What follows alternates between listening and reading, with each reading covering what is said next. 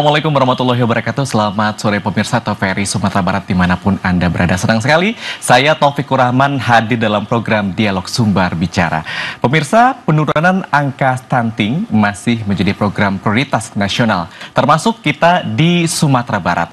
Berdasarkan survei status gizi Indonesia tahun 2024, prevalensi stunting di Sumbar angkanya masih di 24,9%, masih tinggi dari nasional yakni 19,8%. Lalu bagaimanakah dengan angka ini? Apakah sudah cukup menggembirakan atau masih banyak PR yang harus kita lakukan bersama? Kemudian kalau pencegahan stunting, salah satunya dengan pemenuhan gizi bagi anak. Sejak kapan kita harus mulai memperhatikan pemenuhan gizi dan makanan seperti apa yang direkomendasikan agar bisa mencegah dari yang namanya stunting? Untuk membahas hal ini lebih jauh bersama saya sudah hadir dua orang narasumber yang akan saya ajak berbincang-bincang berkenaan dengan tema ini. Yang pertama yakninya saya kenalkan untuk Anda, Ibu Rosma Deli SKMM Biomed. Beliau merupakan Kabid Kesehatan Masyarakat Dinas Kesehatan Provinsi Sumatera Barat. Selamat sore Ibu Deli. Selamat sore, Assalamualaikum warahmatullahi wabarakatuh. Waalaikumsalam. Terima kasih Ibu sudah hadir. Sehat Ibu ya? Sehat, Alhamdulillah, senang hati bisa hadir bersama TVRI dan seluruh pemirsa pada TVRI dimanapun berada. Baik, terima kasih. Dan yang kedua tentunya kita akan hadirkan ya pakar gizi masyarakat Universitas Andalas, yakninya Bapak Dr. Denas Simon MCN. Selamat sore Pak Doktor. Ya, selamat sore Pak Taufikur Rahman. Ya, terima kasih. Sama-sama. Dan selamat sore juga untuk pemirsa dimanapun Anda berada. Baik, tentunya terima kasih kami ucapkan sudah hadir di studio. Dan pemirsa, inilah dua orang narasumber yang akan kita ajak berbincang dalam program Dialog Sumber Bicara edisi hari ini dengan tema Bersama Cegah Stunting di Sumatera Barat. Nah, saya yang pertama ke Ibu Deli dulu. Mungkin di awal kita dudukan dulu nih Bu. Istilah stunting mungkin ini udah umum, tapi mungkin bisa jadi di tengah-tengah masyarakat ada yang belum mengetahui stunting itu sebenarnya apa gitu ya. Kita dudukan dulu Bu, boleh di-share kepada kita bahwa stunting itu sebenarnya apa nih Bu? Baik, terima kasih ya Pak Kur. Taufik Bu. Pak Taufik ya Pak Taufik. Baik, kita dudukkan terlebih dahulu. Secara definisi stunting itu adalah kondisi gagal tumbuh bagi anak kita yang berlangsung secara kronis yang memang disebabkan oleh kekurangan asupan gizi yang sudah berlangsung lama. Yeah. Kondisi stunting itu terjadi pada balita di bawah 5 tahun ya, yang perlu kita cermati. Kondisi ini sangat penting oleh kita, terutama pada 1000 hari pertama kehidupan. Itu yang perlu menjadi dasar berpijak bagi kita untuk bisa menjadi anak tidak stunting. Jadi kalau kondisi gagal tumbuh berlangsung lama dan itu memungkinkan malnutrisi kronis, nah itulah yang stunting. Jadi secara definisi memang stunting itu bukan kekurangan gizi akut ya, tapi kekurangan gizi yang sudah berlangsung lama dan bersifat kronis yang menyebabkan malnutrisi secara kronis itu pada balita di bawah 5 tahun. Begitu mungkin secara definisi. Baik, berarti ini adalah yang sudah berlangsung lama, itu kuncinya Bu ya? Ya. Nah, kalau kita lihat tadi di angka status gizi Indonesia bahwa memang di Sumatera Barat, tapi ini tahun 2024 loh Ibu ya, masih di angka 24,9%. Kita itu masih di atas nasional di angka 19,8%. Nah, kalau angka ini bagaimana Dinas Kesehatan melihat Ibu? Baik, angka ini memang secara hitung-hitung angka ya cukup tinggi ya. Kita sebelumnya 23,6. Tapi sekarang 24,9, artinya kita ada peningkatan 1,3 poin. Peningkatan 1,3 poin ini luar biasa ini ya. Dan hari ini 14 kabupaten kota dikategorikan sebagai angka stunting tertinggi ya. Prevalensinya di 20-30% dan hanya 5 kabupaten kota yang kategori sedang. Itu semuanya berada di kota kecuali Kota Padang, itu kategorinya tinggi. 14 kabupaten kota yang menjadi target penurunan stunting di angka tertinggi itu angkanya di bawah 30 semua dan di atas 20. Yang tertinggi itu memang Kabupaten Solo ya, 29,5. kemudian yang kedua pasaman. Nah, tentu ini menjadi hal yang perlu kita perhatikan semua ya. Angka tidak akan muncul begitu saja kalau tidak hasil dari survei dan pendataan yang memang sudah dilakukan oleh pihak eksternal, yang kinerja kita juga diaudit oleh pihak eksternal. Itu secara angka cukup tinggi Sumatera Barat. Gitu. Berarti masih cukup tinggi, di mana di sini ada 14 kabupaten kota yang masih dikategorikan sebagai stunting tertinggi. Ya. Nah, baik, saya ke Bapak Dokter dulu nih, Pak. Kalau kita lihat kan tadi Ibu juga mengatakan bahwa di sini ada cuma 5 kabupaten kota yang stuntingnya. 5 kota. 5 kota. Oh, 5 kota ya, yang angka stuntingnya itu masih di bawah. Dan kalau kita lihat ini kan kota nih, artinya memang mungkin ada pengaruh dari tingkat kehidupan masyarakat di kota, atau bagaimana Bapak melihatnya, Pak? Ya, terima kasih Pak Taufik ya. Jadi seperti yang disampaikan oleh Ibu Kabid tadi ya, bahwa antara kota dengan desa tentu beda. Iya, betul. Ya kan? Nah, perbedaan tentu saja pertama, kota jumlah penduduk tidak begitu besar. Sedangkan kabupaten itu besar. Daerahnya luas gitu. Daerahnya luas ya. Dan juga dari sisi akses artinya untuk datang ke puskesmas, beda antara orang kabupaten dari satu desa ke puskesmas pasti jauh. Ya. Sedangkan di kota itu tidak begitu jauh. Nah, itu satu faktor penyebab. Yang kedua adalah kalau kita lihat masyarakat di perkotaan itu fasilitas mungkin tersedia. Ya. Nah, kita contohkan sekarang dengan transformasi kesehatan adanya posyandu. Ya. Posyandu sekarang sudah ditingkatkan namanya posyandu ILP. Ya, ILP artinya integrasi layanan prima. Ya. Artinya apa? Selama ini posyandu itu hanya 1 kali sebulan, sekarang ditingkatkan 2 kali sebulan. Coba bayangkan. Jadi artinya masyarakat datanglah ke posyandu, tidak sempat pada waktu posyandu pertama, ada waktu 2 minggu setelah itu. Ya.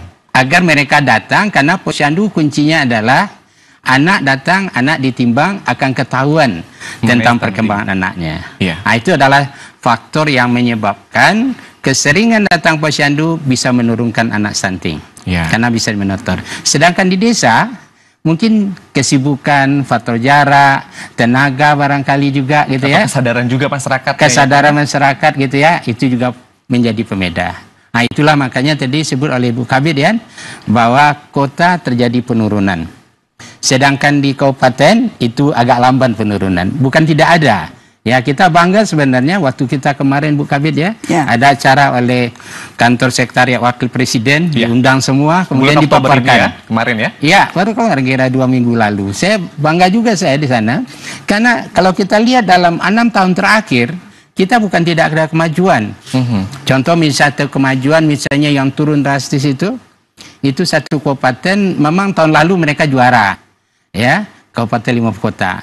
Nah, tapi kita lihat penurunannya agak drastis itu kan. Tentu ada sesuatu nilai tambah atau dukungan politis dari bupati dan sebagainya yang bisa mendukung itu. Nah, mudah-mudahan nanti kita coba dalami kenapa dia berhasil dan kenapa ada yang belum berhasil. Saya rasa begitu, Pak Taufik. Baik, tadi kan Bapak menyebutkan salah satunya tentang fasilitas. Kemudian kalau kita lihat untuk ketersediaan makanan ya antara kota dan kabupaten, bagaimana Bapak melihatnya? Kan sumber-sumber daya alam itu kan sebenarnya banyak yang bisa dimanfaatkan gitu, Pak.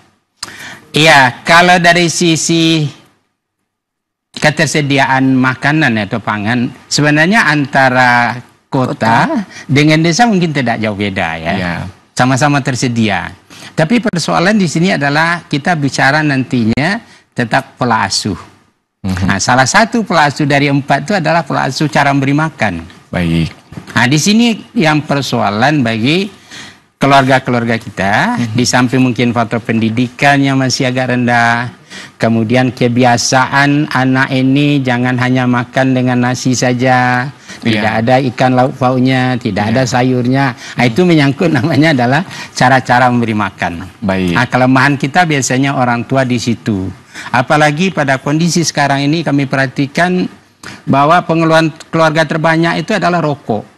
Betul sekali. Keluarga terbanyak itu udah pulsa. Ini buat bapak-bapak nih ya, Iya. ibu-ibu Nah, yang jadi suka. coba bayangkan kalau memang keluarga pengeluaran terbesar dengan pendapatan terbatas adalah rokok, adalah pulsa, bagaimana ibu akan mengatur ekonomi rumah tangganya untuk memberi makan terutama. Ya. Nah, kira-kira itu menjadi faktor penyebab itu. Ini menarik, catatan penting nih ya untuk seluruh keluarga, bahwa kalau memang misalnya pendapatannya ya masih pas-pasan gitu ya, tolong bisa dihindari untuk rokok dan pulsanya dulu. Bisa difokuskan kepada bagaimana pembunuhan gizi terhadap anak-anak gitu ya Pak ya.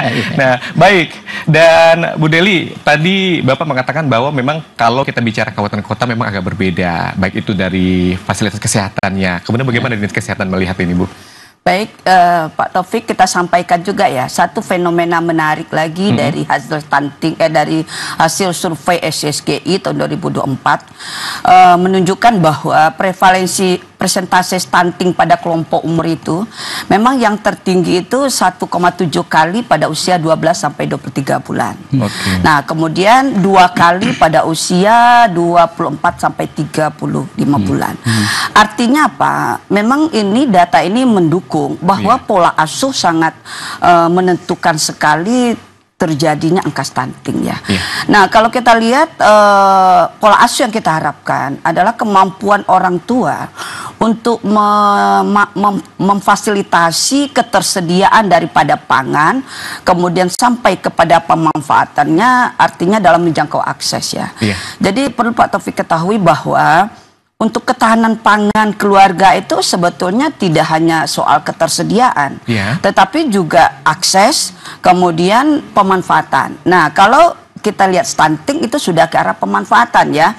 Kalau aksesnya tidak bisa difasilitasi baik oleh orang tua, pola asuh, kemudian cara pengolahan makanan yang baik, MPASI nggak ada, ASI eksklusif juga nggak ada, PMBA-nya juga nggak benar ya, aksesnya nggak tercapai. Jadi walaupun tersedia benar lah itu pangan, gizi ya, kalau aksesnya tidak terpenuhi dengan baik, pemanfaatannya juga tidak ada. Pemanfaatan ini bisa kita lihat kondisi stunting yang sudah terjadi ya. Makanya kalau kondisi stunting ya, tinggi badan anak itu tidak sama seusianya ya. Itu yang kita jadikan indikator bahwa memang kekurangan gizinya berlangsung lama, kronis. Nah, jadi pemahamannya, kalaupun tersedia pangan, tapi aksesnya juga tidak kita fasilitasi dengan baik. Akses ini banyak ya, cara masuk makanan itu ke anak, kemudian cara ngolah makanan, cara bisa memanfaatkan sampai ke anak, sehingga status gizi anak itu bisa terpenuhi, pemanfaatannya nampak nanti status gizinya baik, tidak stunting. Itu adalah 3 komponen yang menentukan daripada distribusi pangan yang ada di keluarga, terutama dalam penanganan status gizi. Begitu Pak Taufik. Nah, kemudian pola asuh ya kita kaitkan sedikit ya. Kebanyakan ibu-ibu di kota itu kan, maaf ya, anaknya lebih banyak diasuh oleh kadang-kadang orang yang maaf kadang-kadang tidak sekolah ya. Kemudian sibuk, kemudian lebih banyak yang kerja kantoran, barangkali begitu ya. Tapi prevalensi stuntingnya itu rendah, bukan berarti pola asuh tidak mempengaruhi barangkali. Di kabupaten kota, salah satu faktor penentunya itu adalah ketersediaan pangan. Nah, kalau di kota mungkin ketersediaannya pangan bagus, tapi pola asuh itu yang menjadi PR oleh kita hari ini. Kasihan kita ya, anak-anak kalau dijaga oleh hanya pembantu saja ya, asupan makanannya apakah bisa kita jamin secara optimal, tentu kita pertanyakan juga. Tapi fenomena ini memang ketemu di hasil survei 2024 SSGI, persentase stunting tertinggi itu pada kelompok umur 12 sampai 23 bulan yang memang perlu pengasuhan. Itu barangkali Pak Taufik. Artinya di masa-masa pengasuhan seperti yang Ibu bilang tadi pengasuhan. Nah, kemudian tadi Ibu juga menyinggung berkenaan dengan yang terpenting itu sebenarnya aksesnya. Ya. Nah, kemudian bagaimana kita memastikan ataupun dinas kesehatan sendiri mengedukasi bahwa akses ini penting yang dilakukan oleh ibu-ibu dan juga keluarga. Baik, jadi proses pencegahan supaya anak tidak stunting ini sebetulnya prosesnya lama Pak Taufik ya. Kita memastikan akses itu diterima oleh anak-anak kita, itu sebetulnya sudah berlangsung tidak hanya pada masa 1000 hari pertama kehidupan, itu 9 bulan dalam kandungan, 270 hari, kemudian 730 hari sampai anak usia 2 tahun tidak hanya segitu saja. Sebetulnya sebelum itu kita juga sudah menyasar menyiapkan para calon ibu dan para remaja untuk bisa tidak lagi anemia dan tidak kurang energi kronis. Nah, dengan menyiapkan masa sebelum hamil sampai nanti ada program kita screening calon pengantin yang layak untuk hamil, kemudian yang belum layak ya kita tunda dulu. Itu sebetulnya adalah salah satu program untuk memastikan bahwa anak yang dilahirkannya itu nanti bisa sehat dan tidak stunting. Nah, pada masa hamil baru kita harapkan nanti 1000 hari pertama kehidupan yang pertama itu 9 bulan ya 6 kali kunjungan, salah satunya yaitu standar layanan 12T itu konseling. Kita harapkan ibu-ibu memiliki asupan gizi yang baik ya, terutama ibu hamil, karena dia tidak hanya sendiri lagi ya, ada lagi bayi yang ada dalam kandungan. 3 kunci pokok yang mau kita sampaikan pada ibu hamil. Kita berharap ibu hamil tidak anemia, ibu hamil tidak kurang energi kronis, dan ibu hamil tidak dengan penyakit penyerta. Nah, asupan gizi kita pastikan pada ibu hamil ini banyak programnya ya. Yang pertama programnya memang membuat gerakan ibu hamil sehat ya. Ibu hamil sudah punya kelas ibu hamil, kemudian konsultasi gizi, kemudian juga ada demo bagaimana pola makan ibu hamil yang sehat dan gizi seimbang itu ya. Hari ini kan kita tidak ada lagi 5 sehat 4 sempurna ya. Kita sudah punya gizi seimbang, makanan yang cukup, karbohidrat, protein, buah dan sayur, itu yang kita harapkan. Nah, ini sudah ada di program yang namanya 6 kali kunjungan ibu hamil ya, ANC itu ya, dan salah satunya nanti adalah edukasi gizi. Nah, kemudian kita lanjut dengan usia sampai 2 tahun, yaitu 730 hari. Apa sih yang kita lakukan ya? Kita pastikan asupan gizi. Yang pertama, pada bayi harus mendapatkan ASI eksklusif ya, 6 bulan. Ini salah satu kunci kita untuk tidak lagi terjadi anak stunting. Setelah 6 bulan tidak cukup ASI saja lagi, karena yang kita takutkan pada bayi itu adalah kekurangan zat gizi mikro Fe. 6 bulan seorang ibu tidak mampu lagi memenuhi kebutuhan zat gizi mikro Fe pada tubuh bayi.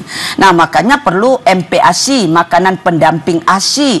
Ini betul-betul diperhatikan oleh orang tua atau si ibu, terutama yang kaya protein hewani. Karena kita harapkan di sini adalah bahwa makanan itu akan mempengaruhi daripada pertumbuhan tidak hanya fisik tetapi juga kognitif, dan yang tidak kalah penting ya stimulasi juga diharapkan pada periode ini untuk merangsang ya stimulasi itu dini. Nah, kalau 730 hari mampu kita intervensi dengan baik, ditambah dengan balita rajin ditimbang di posyandu setiap bulan ya, sehingga bisa dipantau tumbuh kembangnya seperti yang disampaikan oleh Pak Denas Timon tadi. Kemudian kita berharap balita tidak ada yang bermasalah gizi ya. Ini kalau ada balita bermasalah gizi, kita langsung tangani dengan pemberian makanan tambahan. Nah, itu kalau kita upayakan begitu, itu memastikan akses sehingga pemanfaatannya nanti akan ketemu. Anak tidak lagi stunting, ibu hamil tidak melahirkan bayi BBLR sehingga anak tidak stunting. Jadi proses ini yang sudah berlangsung lama oleh kita melalui layanan kesehatan, dibantu dengan edukasi gizi oleh semua sektor yang ada, dibantu dengan layanan pemberdayaan oleh masyarakat. Nah, hari ini kunci tidak hanya dinas kesehatan ya, tapi dukungan keluarga, dukungan masyarakat, bagaimana ibu hamil sehat, bagaimana bayi dimonitor pertumbuhan dan perkembangan, kemudian bagaimana balita dibawa ke posyandu rutin setiap bulan, seperti yang disampaikan oleh Pak Dinas Limon tadi ya, kita sudah posyandu siklus hidup, kemudian baru kita pastikan pemanfaatannya ada. Jadi ketersediaan pangan, aksesnya terpenuhi dengan baik, pasti pemanfaatan akan jadi baik. Jadi medang merahnya di situ. Jadi sebelum hamil sudah kita intervensi, kemudian pada maksa hamil ya 9 bulan dalam kandungan 270 hari juga kita intervensi dengan layanan ANC 6 kali, kemudian memastikan kelas ibu hamil dan perawatan ibu hamil sehat sampai kepada bayi dan balita 2 tahun. Betul. Makanya program kita hari ini adalah mencegah stunting lebih baik daripada mengobati. Betul. Nah, Ya. lengkap sekali. Jadi kalau memang benang merahnya itu kalau hanya dinas kesehatan itu nggak akan bisa, Nggak ya. akan Butuh bisa. berbagai dukungan baik itu dari pemerintah daerah, Iya. kemudian juga keluarga. Keluarga. Nah, baik. Saya ke Pak Denas. Pak Denas, memang kan tadi kalau dinas kesehatan itu edukasinya bahwa sebenarnya saat remaja dulu, gitu Iya. ya. Kemudian kalau ke Bapak, karena Bapak juga seorang ahli gizi, tentu mungkin saya fokusnya dulu ke pas proses kehamilan ini, ya. Bagaimana dan kemudian sebenarnya makanan-makanan seperti apa sih Pak yang bagus dikonsumsi oleh ibu-ibu hamil ini sehingga memang ya tadi kayak melahirkan dalam kondisi normal anak-anaknya. Ya, makasih Pak Taufik ya. Bagi kita ibu-ibu ya, yang perlu kita perhatikan adalah ibu hamil tuh harus makan 2 piring lebih banyak. 2 piring lebih banyak ya? Ya, 2 piring. Jadi jangan takut gendut ya kalau Jangan ibu takut hamilnya gendut, Pak ya? gitu ya. Kenapa tidak takut gendut ya? Karena ibu hamil hendaknya dia naik berat badannya 10 kilo. Ya. Nah, itu target ya. Artinya 2 piring ini 1 piring untuk si ibu, 1 piring untuk si janin. Itu dimulai sejak awal kehamilan atau bagaimana Pak? Iya. Jadi kalau kita mengenal misalnya trimester pertama, trimester kedua, 3 bulan terakhir kan gitu ya. Iya. Jadi sampai ke ibu kabin hendaknya dikunjungi tenaga kesehatan Iya. untuk diperiksa 6 kali gitu ya. Jadi kalau seorang ibu sudah tahu dia hamil, karena persoalan hamil adalah kodrat yang diberikan oleh Allah. Bagaimana hendaknya janin melahirkan bayi yang sehat. Betul. Nah, kenyataan bagi kita sekarang ya lebih kurang 20,6% itu bayi yang dilahirkan panjang badannya tidak sampai 48. 20,6% Iya, ya? artinya apa? 1 dari berapa itu ya? 1 dari 5 ya? Berbanding 1 berbanding 5. Nah, 1 berbanding 5. Kemudian juga dikaitkan dengan berat badan. Iya. Berat badannya itu hampir 6,4%. Ya. Jadi artinya ibu hamil yang tidak sehat akan melahirkan anak stunting. Ya. Anak stunting adalah anak yang panjang badan tidak sampai 48, kemudian berat badan tidak sampai 2,5, tidak sampai 3 kilo. Iya. Dia hanyalah dua. Lalu kenapa itu terjadi? Nah, itulah makanya kita tarik selama kehamilan. Iya. Ibu Kabit tadi sudah jelaskan bahwa makan harus lebih banyak. Ya. Apa yang harus dimakan? Yang harus dimakan itu adalah kita bayangkan janin 2 bulan kehamilan organ-organnya sudah lengkap. Ya. Mata sudah ada, jantung sudah ada, otak sudah ada. Maka dia memerlukan namanya kita kenal ada namanya zat gizi makro. Dan ada zat gizi mikro. Ya. Zat gizi makro itulah dia yang disebut dengan tenaga dari nasi, karbohidrat. Nah, kemudian yang penting ini untuk pertumbuhan, Ya. protein. Nah, protein inilah yang sangat dibutuhkan oleh janin Ya. karena dia akan organ-organnya akan lengkap. Ya. Dan yang sangat penting lagi selama kehamilan 80% otaknya sudah terbentuk. Betul. Ya, coba bayangkan seorang ibu hamil yang anemia tadi ya. Ya. Ya. Seorang ibu hamil yang kekurangan energi kronis tadi Ya. ya. Seorang ibu hamil yang sangat dibutuhkan oleh otaknya itu adalah zat gizi mikro yang disebut namanya ada selenium, ada yodium, ada magnesium gitu ya. Itu sangat dipentingkan. Nah, jadi kita berharap pada ibu-ibu hamil mari makan lebih banyak. Mudah-mudahan selama kehamilan 10 kg bertambah berat badannya. Jadi kalau berat badan tuh ibu hamil ada 55 kilo, Ya. jadikan dia 65 kilo. Ya. Itulah 10 sampai kuncinya. 12 kilo ya Pak. Iya. Baik, tentu juga dengan makan 2 piring tetap gizi seimbangnya harus diperhatikan. Oh, gitu iya. ya. Jangan nanti Iya. makan nasi aja 2 piring gitu Jangan, ya. Baik, jangan. menarik apa yang disampaikan dari Bapak Denas dan juga Ibu Kabit. Tapi sebelumnya kita break dulu dan pemirsa tetaplah bersama kami dalam program Dialog Sumbar Bicara. Iya.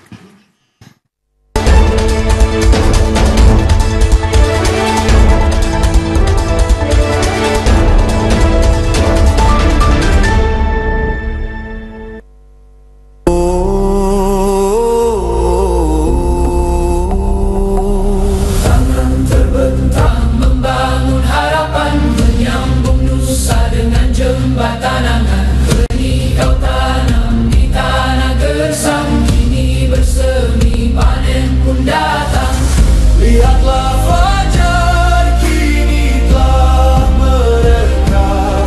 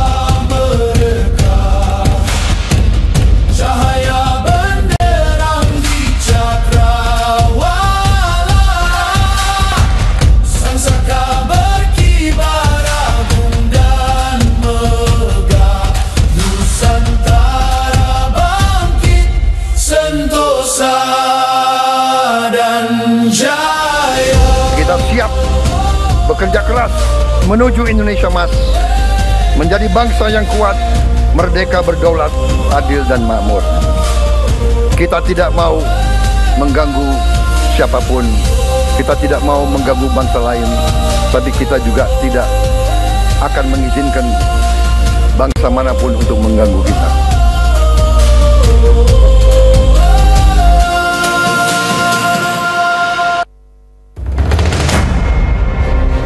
Setiap hari, laut terus mengikis daratan kita. Namun ada benteng alami yang mampu melindungi, mangrove. Ya, saya Ahmad Baswan, saya bekerja di Lembaga Konservasi Lingkungan. Biasanya kita melakukan kegiatan pengambilan bibit, mengambil secara langsung di alam. Mangrove bukan hanya penahan abrasi, tapi juga rumah bagi ribuan biota laut, sumber ekonomi nelayan, dan penyelamat bumi dari perubahan iklim. Dan kegiatan biasa kami lakukan di beberapa lokasi yang hutan bakau atau mangrove-nya sudah kritis. Hutan mangrove ini memberikan nutrisi bagi biota laut, terutama ikan. Ketika ada hutan mangrove, biota yang ada di kawasan mangrove ini, biota laut, seperti ikan dan lain-lain itu kan akan berdampak terhadap ekonomi masyarakat, pendapatan masyarakat, sehingga tangkapan ikan semakin banyak ketika hutan mangrove ada. Oleh karena itu kami berharap dan sangat berharap kepada masyarakat di sekitar kawasan mangrove untuk sama-sama menjaga dan melindungi, dan kalau perlu mari kita sama-sama untuk melakukan konservasi mangrove bersama. Menanam mangrove berarti menanam masa depan. Satu pohon hari ini, kehidupan untuk generasi esok. Ayo jaga hutan mangrove, selamatkan dari kerusakan dan abrasi.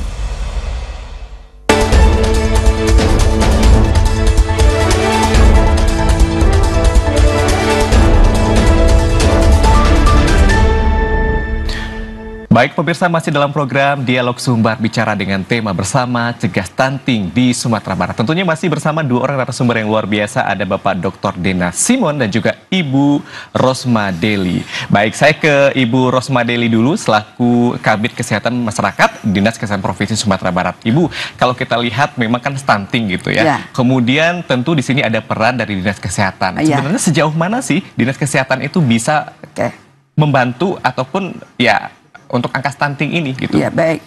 Terima kasih Pak Taufik ya. Jadi kalau kita lihat intervensi stunting itu ya, percepatan penurunan stunting itu ada dua ya. Ada yang berkaitan dengan intervensi spesifik, yaitu memang tanggung jawab penuhnya kepada Dinas Kesehatan. Kemudian ada satu lagi intervensi sensitif. Kalau intervensi spesifik itu 30%. Berada di Dinas Kesehatan, yang kita sasar itu yang saya sampaikan tadi, mulai dari remaja, bagaimana remaja tidak anemia, kemudian bagaimana remaja bisa konsumsi tablet tambah darah itu melalui aksi bergizi di sekolah. Kita pastikan para remaja kita mengkonsumsi satu tablet tambah darah, di mana satu tablet tambah darah itu mengandung 60 mg Fe dan 0,4 mg asam folat ya, itu yang kita harapkan. Itu kita pastikan. Nah, kemudian yang kedua, setelah kita pastikan asupannya ada, kita screening. Sejauh mana remaja-remaja kita yakini tidak anemia. Nah, yang tidak anemia, kemudian yang memang betul-betul sehat. Nah, nanti kalau memang dia layak untuk hamil, kita rekomendasikan untuk hamil. Tapi kalau tidak, ya kita tunda dulu. Bukan menolak ya, menunda hamil ya. Nah, kemudian program kita selanjutnya pada ibu hamil. Bagaimana kita pastikan ibu hamil tidak anemia. Kemudian kita pastikan ibu hamil tidak kurang energi kronis. Kalau ibu hamilnya kurang energi kronis, lilanya di bawah 23,5, ayo segera PMT, pemberian makanan tambahan. Pemberian makanan tambahan itu 120 hari yang kita intervensi untuk ibu hamil lebih kurang 4 bulan. Kita berharap cake-nya bisa kita atasi. Nah, kemudian satu lagi, ibu hamil tidak ada dengan penyakit penyerta. Hari ini Pak Taufik, ibu hamilnya tidak anemia, ibu hamilnya tidak cake, tapi ibu hamilnya sakit diabetes mellitus. Ibu hamilnya sakit jantung, ibu hamilnya sakit asma, PPOK. Ini beresiko juga untuk terjadi bayi yang BBLR, kemudian ibu hamil, kematian pada ibu dan kematian pada bayi. Tren Sumatera Barat sih angka kematian ibu kita tertinggi memang pada komplikasi non obstetrik. Yang paling banyak itu adalah penyakit ibu hamil dengan penyakit tidak penyerta. Kemudian setelah kita pastikan ibu hamilnya mendapatkan layanan ANC 6 kali ya, 2 kali dengan dokter. Nah, kalau dapat 6 kali ini trimester pertama ibu hamil sudah bisa kita deteksi langsung. Nah, kita sudah bisa USG ya. Ibu hamilnya sudah ketemu itu apakah anemia, apakah kek atau ada pertumbuhan janin yang tidak normal akan langsung ketemu. Nah, kemudian kita lanjutkan dengan kunjungan sampai dengan K6. Di K4 kita berharap ibu hamil itu semuanya sudah termonitor dengan baik. Artinya kita berharap ibu hamil tidak ada yang dalam kondisi-kondisi yang membahayakan. Itu harapan kita. Nah, kemudian dilanjutkan dengan K5 ada lagi satu kali lagi USG dengan dokter ya. Nah, kita pastikan pada kondisi K5 kondisi janin betul-betul sudah bisa kita pantau dengan baik. Nah, kemudian setelah lahir kita pastikanlah persalinan hari ini juga di Fasiankes. Kita tidak ada lagi melegalkan persalinan non Fasiankes yang terstandar malah lagi. Terstandar ini yang kita harapkan. Nah, setelah itu sampai kepada bayi tidak hanya ASI eksklusif, kemudian MPASI, yang tidak kalah penting Pak Taufik adalah imunisasi. Nah, ini dia yang harus dicatat, ini yang kalah penting ya. Nah, satu lagi Pak Taufik sebelum kita bahas imunisasi, kalau ada balita atau bayi yang bermasalah gizi, nah itu kita harus tata laksana ya. Tata laksana kita pastikan bayi dan balita mendapatkan perawatan gizi buruk atau balita-balita dengan bermasalah gizi. Itu kita berikan dengan pemberian makanan tambahan. Satu lagi adalah yang dikawal juga oleh Dinas Kesehatan, perilaku hidup bersih dan sehat. Termasuk di sini ketersediaan sanitasi dan akses air bersih. Hari ini air bersih ini melibatkan lintas sektor juga. Nah, untuk intervensi yang sensitif, nah itu dikeroyok rame-rame oleh OPD terkait. Mulai dari bagaimana penyedia rumah sehat, bagaimana airnya betul-betul tersedia air yang sehat dan layak untuk diminum. Kemudian ketersediaan KB ya, KB pasca salin ini penting ini. KB pasca salin menjarangkan kehamilan sehingga tidak buru-buru si ibu hamil, kondisinya prima menyiapkan lagi hamil berikutnya. Ini sangat penting untuk tidak terjadi stunting beruntun ya.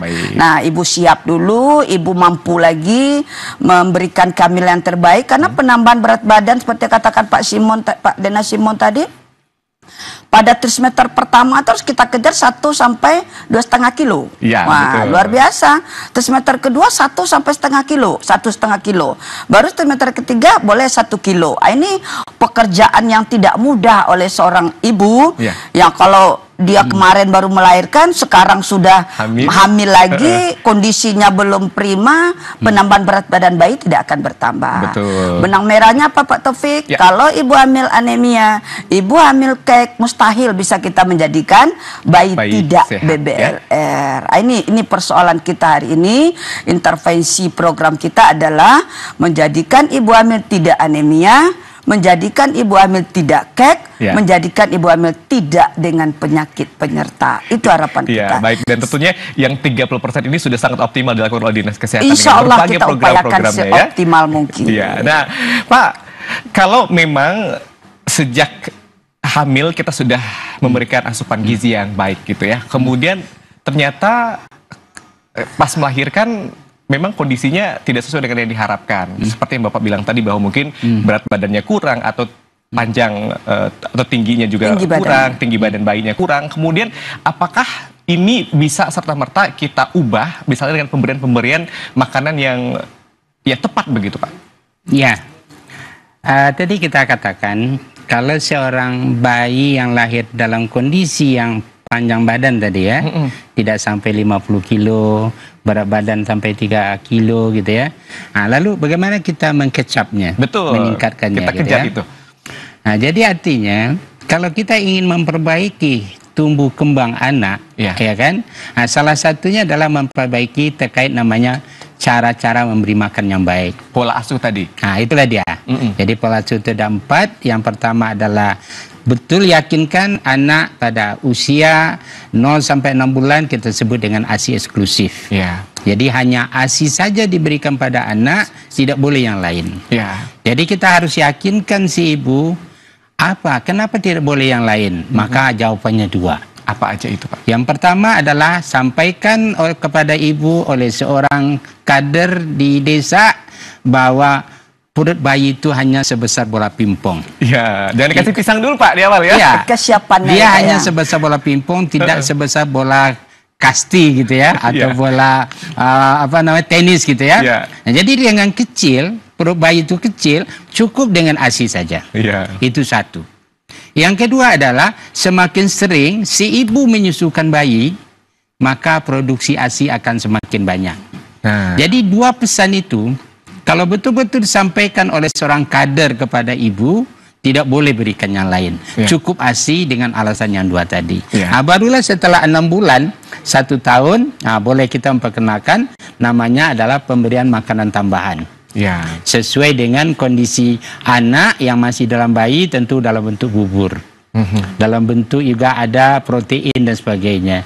Baru pada usia 1 tahun tadi sampaikan bahwa usia 1 tahun sampai 2 tahun inilah yang menyebabkan tadi anak stunting terjadi lebih banyak. Maka berikanlah makanan pada usia 1 tahun sampai 2 tahun itu makanan lebih banyak. Sudah sesuai dengan bentuk orang dewasa makanannya, tapi perbanyak dengan proteinnya. Ada begitu juga sampai usia 5 tahun tadi. Nah, saya ingin menggarisbawahi sebenarnya pemerintah kita itu ya sudah ada acuannya. Ada 5 pilar. 5 pilar. Apa pilar pertama? Komitmen. Bupati punya komitmen, Pak Gubernur punya komitmen, Wali Nagari punya komitmen. Kalau masing-masing kita yang memegang pemerintahan itu, tokoh masyarakat itu punya komitmen untuk mencegah dan menanggulangi stunting. Dibuktikan komitmen itu adanya rapat-rapat. Dibuktikan komitmen itu saling gotong royong. Itu satu. Yang kedua adalah mulai memperbaiki perilaku tadi yang disebut oleh Bu Kabid tadi. Perilaku tentang hidup bersih dan sehat dengan jamban anak tidak tertular oleh penyakit. Perilaku terkait dengan cara-cara memberi makan yang baik, ya. Adanya yang kedua adalah memperbaiki perilaku masyarakat. Yang ketiga ini yang disebut tadi bahwa kesehatan itu hanya bisa mampu menyelesaikan 30%. Sedangkan 70% oleh dinas lain. Kita sebut istilahnya konvergensi. Konvergen artinya bersama-sama, kebersamaan, gotong royong. Barulah yang keempat itu bagaimana menciptakan ketahanan pangan dan gizi di tingkat keluarga. Artinya apa? Betul-betul tersedia ada makanan di dapurnya. Dan bukan untuk hari ini saja, tapi besok juga ada hendaknya. Kalau dia memang petani, bagaimana hasil taninya bisa mencukupi keluarganya. Kalau dia buruh, bagaimana penghasilannya ada. Baru yang terakhir itu namanya dievaluasi.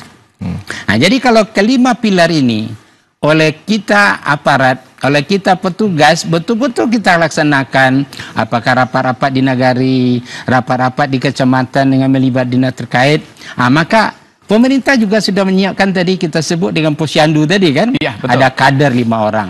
Bahkan untuk stunting ini ada namanya TPK. Tim pendamping keluarga. Coba bayangkan. Dibentuk juga ya.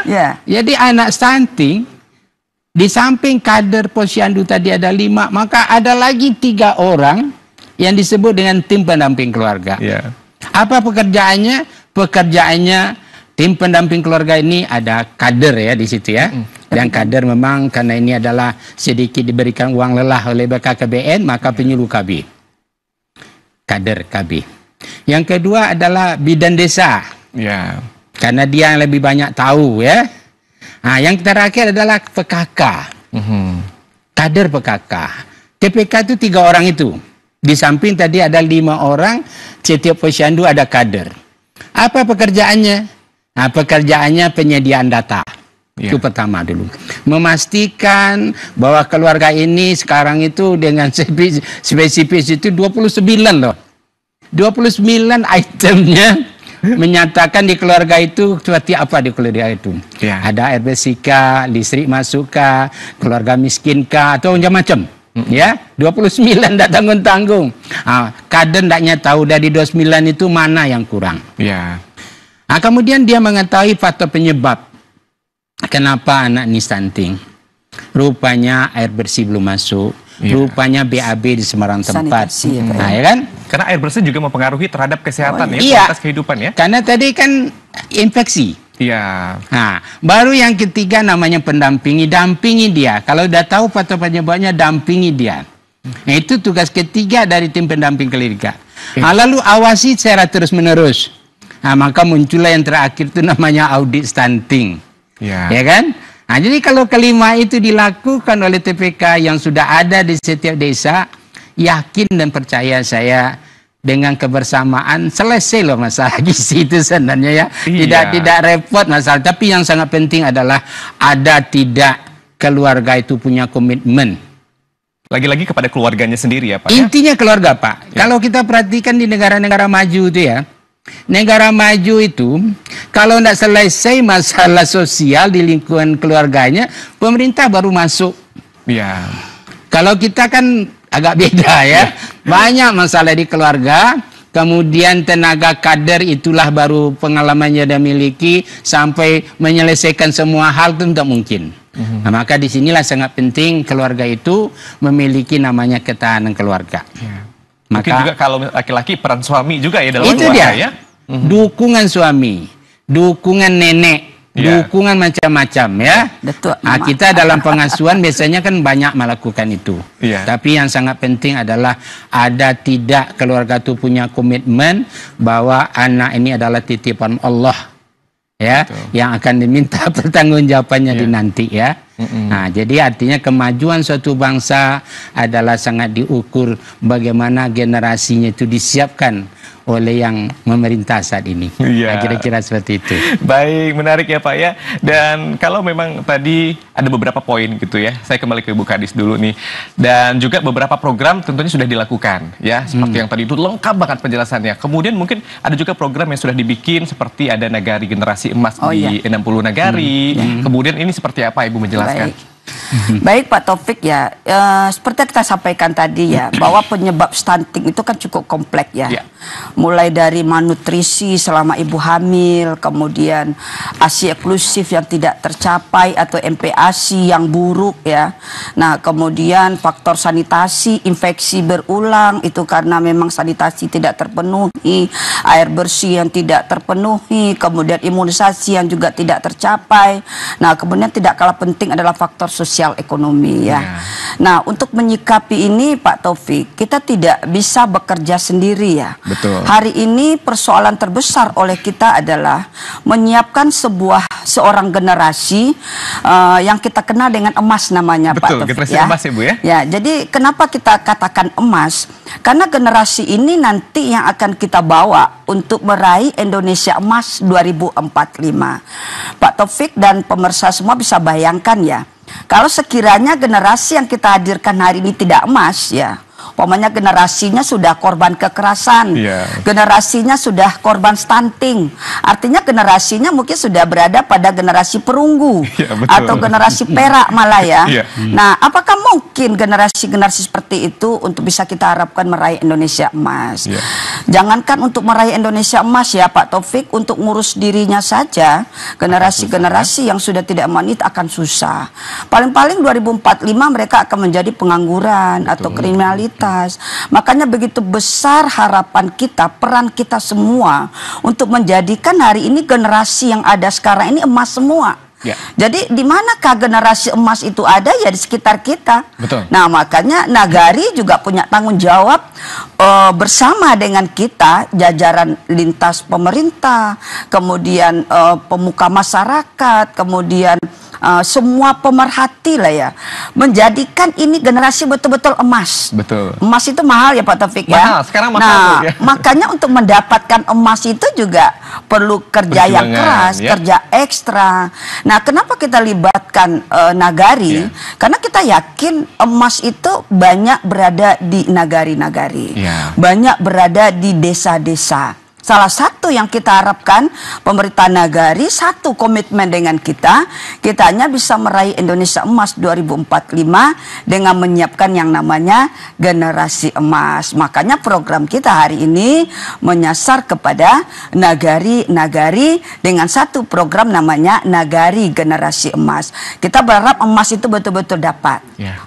emas itu adalah generasi yang tidak stunting, generasi yang tidak korban kekerasan, dan generasi yang usianya 15 sampai 64 tahun di tahun 2045 yang kita prediksi angkanya sampai 70%, itu kita harapkan produktif semua.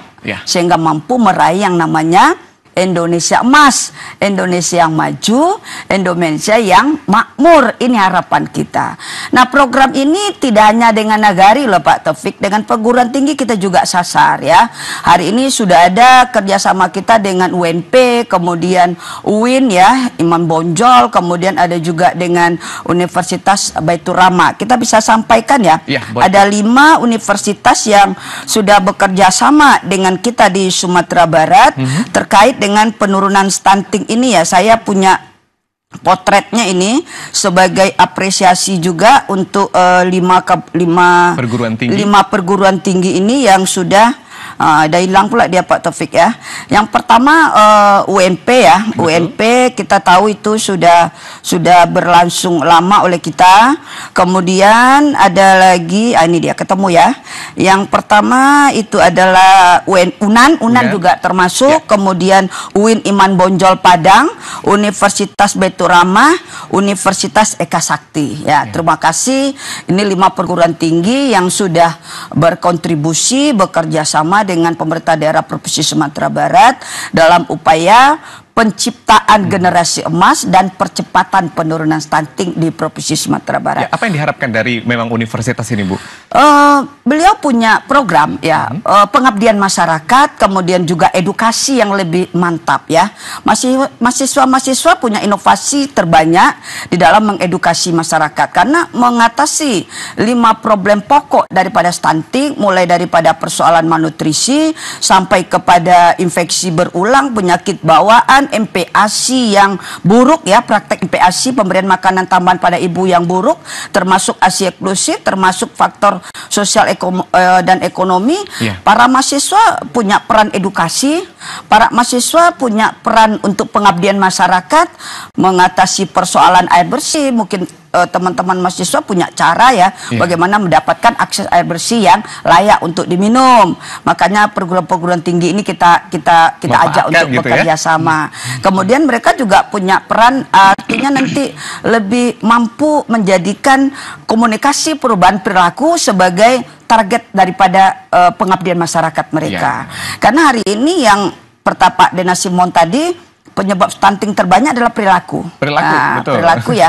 Sumatera Barat bukan tingkat kemiskinan kita sudah cukup baik ya, tapi perilaku masih mendominasi menyebab anak stunting ya, mulai dari pengasuhan sampai kepada akses makanan bergizi yang layak sehingga pemanfaatannya betul-betul bisa kita jamin status gizi anak menjadi baik.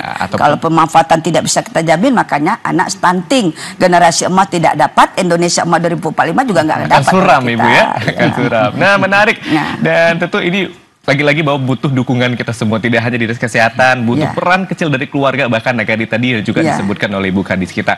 Kemudian kalau kita berbicara tentang gizi tadi ya Pak ya, kemudian kan ini Bapak selaku pakar gizi. Nah, tadi juga disebutkan bahwa memang ada yang namanya TPK, ada juga kader. Nah, sejauh mana sih dinas ataupun lembaga pemerintahan mengikut sertakan ahli gizi ini Pak sebagai bentuk edukasinya agar nanti bahwa kader TPK ini kita pastikan mereka juga paham akan bagaimana pemenuhan kebutuhan gizinya, begitu? Ya, baik ya. Kalau kita lihat di pemerintahan ya, di pemerintahan itu layan yang di bawah itu kan puskesmas. Betul.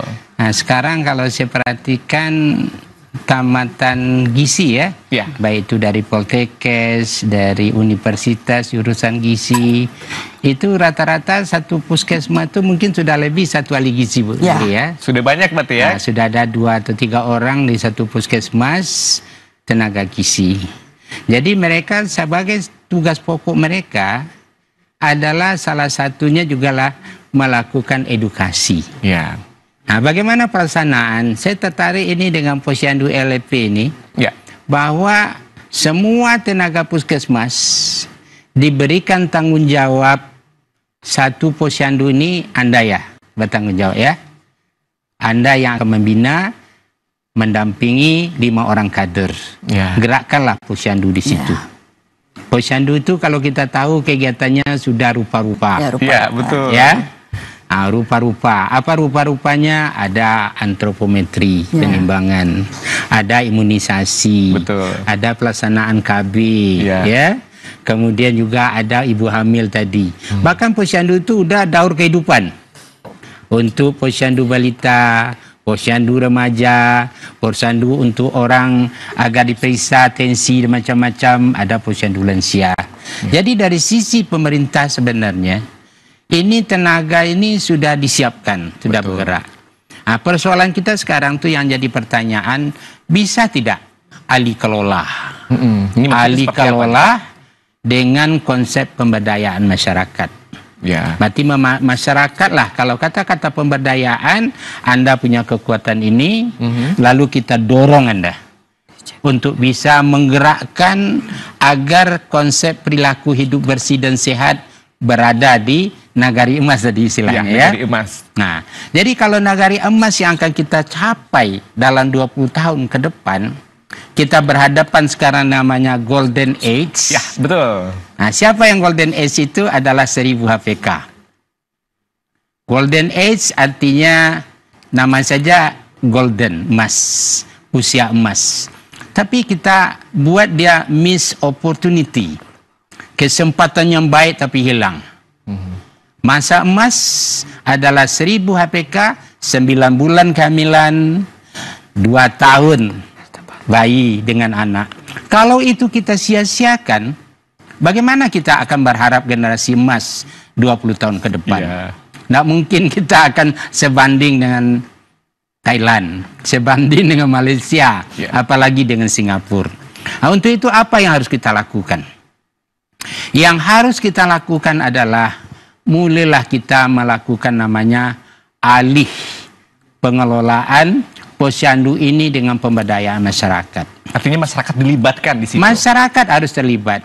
Bagaimana masyarakat itu harus terlibat? Ada praktek baik yang kami lihat dan juga dilakukan oleh beberapa kabupaten kota, dilakukan juga oleh inisiasi mahasiswa gitu ya. Saya perhatikan praktek baik itu adalah dari sisi manajemennya. Karena kalau kita berada di kabupaten ada nagari, ada jorong. Bagaimana jorong dengan nagari yang luas juga begitu gitu ya, buat dia semacam memperkuatnya. Bagaimana memperkuat itu? Ajak perantau. Peran perantau ini perantau sangat penting. Ajak perantau agar terjadi namanya kebersamaan. Ciptakanlah namanya itu apakah forum kebersamaan antar jorong dengan wali negari dengan perantau. Syukur-syukur kami melihat nagari yang berhasil itu dia bikin yayasan. Coba bayangkan Pak. Coba Pak lihat itu nagari kita sulit air itu. Dia punya yayasan mendunia itu. Selesai nagari sama dia. Nah itu bentuk daripada ahli kelola tadi. Berhasil ya. Berhasil dia. Tapi yang sangat penting sebenarnya negara itu bisa ahli kelola, baik itu di kota. Pertama itu harus ada penggerak. Penggerak itu inisiatornya. Penggerak, inisiator. Ada tidak? Apakah wali jorong, wali negari bisa penggerak tidak? Atau tokoh-tokoh masyarakat menjadi penggerak dia? Kemudian ada tim intinya. Kalau adalah penggerak, ada tim inti, mau bekerja sama untuk menyelesaikan persoalan-persoalan sosial yang ada di desa, di kelurahan dan sebagainya, segala persoalan bisa kita pecahkan. Nah inilah artinya peran perantau itu kami melihat cukup bagus ya. Nah kalau dikaitkan dengan stunting ini sebenarnya saya yakin itu puskesmas kadang-kadang kewalahan memberikan PMT untuk ibu hamil. Ibu hamil yang mana? Ibu hamil yang kurang energi kronis. Enggak cukup PMT-nya. Minta bantuan-bantuan kepada perantau. Yakin saya akan diberikan itu. Jadi memang segala sektor berperan penting untuk mencegah stunting di Sumatera Barat. Baik, Ibu dan Bapak, ini kita memang sudah berada di penghujung perjumpaan, tapi saya ingin ke Ibu Kadis dulu nih ya. Ibu Kadis, statement terakhir nih, apa yang perlu disampaikan kepada seluruh pemirsa TVRI Sumatera Barat, bagaimana agar angka stunting ini bisa terus turun dan turun dan turun, Bu? Ya, baik. Pak Taufik, yang perlu kita cermati hari ini ya, kita tidak perlu menakutkan angka stunting yang sudah terjadi hari ini 24,9 ya. semua kita ajak bahwa hari ini yang paling penting oleh kita adalah bagaimana kita tidak lagi melahirkan stunting baru. Itu yang paling penting oleh kita. Jadi mencegah stunting itu lebih baik daripada mengobati. Kalau yang sudah terjadi di angka 24,9 Provinsi Sumatera Barat hari ini itu sudah stunting. Mau kita turunkan, arti kata yang perlu kita turunkan adalah tidak ada lagi stunting baru. Mungkin hari ini kita 24,9, kita berharap besok angka stunting bisa berada di bawah 20. Artinya itu adalah stunting baru hanya sampai di angka di bawah 20. Harapan kita seperti itu ya. Target kita sebetulnya di Sumatera Barat kita sudah rancang demikian rupa ya. Sehingga kita berharap nanti sampai di angka 14%. Nah, 14% ya. Apa yang mau kita sampaikan? Mencegah stunting itu lebih baik daripada mengobati. Artinya kunci pertama adalah siapkan remaja putri kita yang betul-betul memang siap untuk menjadi seorang hamil, seorang ibu hamil yang memang akan melahirkan seorang bayi yang tidak BBLR. Itu kuncinya. Jadi malnutrisi selama kehamilan kita harapkan tidak ada lagi. Artinya tidak ada lagi ibu hamil anemia, tidak ada lagi ibu hamil kek, tidak ada lagi ibu hamil dengan penyakit penyerta. Kemudian bayi lahir mendapatkan ASI eksklusif yang memang menjadi target kinerja oleh teman-teman kita di bawah. MPASI juga menjadi target kinerja oleh teman-teman kita di bawah. Kemudian yang tidak kalah penting adalah pemantauan tumbuh kembang anak di posyandu. Ini yang penting Pak Taufik ya. Jadi hari ini kita hanya bisa memantau anak ini tumbuh dan berkembang. Salah satunya memang di posyandu. Karena di situ punya alat ukur yang memang disarankan secara apa namanya ini standar ya. Standarnya ada di posyandu, alat ukurnya antropometri, kemudian juga memiliki kartu menuju sehat yang bisa menggambarkan anak itu berat badannya apakah dalam kondisi naik atau mungkin dalam kondisi tetap atau dalam kondisi sudah terjun payung ini. Nah, kita berharap itu 1T saja anak-anak sudah harus kita intervensi. Nah, intervensi masalah gizi terhadap ibu hamil kek, intervensi masalah gizi terhadap bayi dan balita ini tidak boleh lewat oleh teman-teman kita di jajaran kesehatan. Pemberian makanan tambahan ya. Itu yang Ibu, jadi kuncinya tadi bagaimana mencegah itu lebih baik daripada mengobati ya. Bagaimana tidak lagi menurunkan untuk yang stunting baru. Baik, karena keterbatasan waktu ya, Bapak Dokter dan juga Ibu Kadis, terima kasih untuk hadirnya di Institut Veris Sumatera Barat di hari ini. Tentunya kita berharap agar angka stunting di Sumatera Barat ini bisa terus ditekan, bahkan nanti angkanya 0. Amin ya rabbal alamin ya. Baik, dan pemirsa, demikianlah dialog Sumbar Bicara untuk edisi hari ini dengan tema bersama cegah stunting di Sumatera Barat. Saya Taufikur Rahman, mewakili kerabat kerja tugas mengucapkan terima kasih atas kebersamaan Anda. Selamat sore, wassalamualaikum warahmatullahi wabarakatuh, dan sampai jumpa. Waalaikumsalam.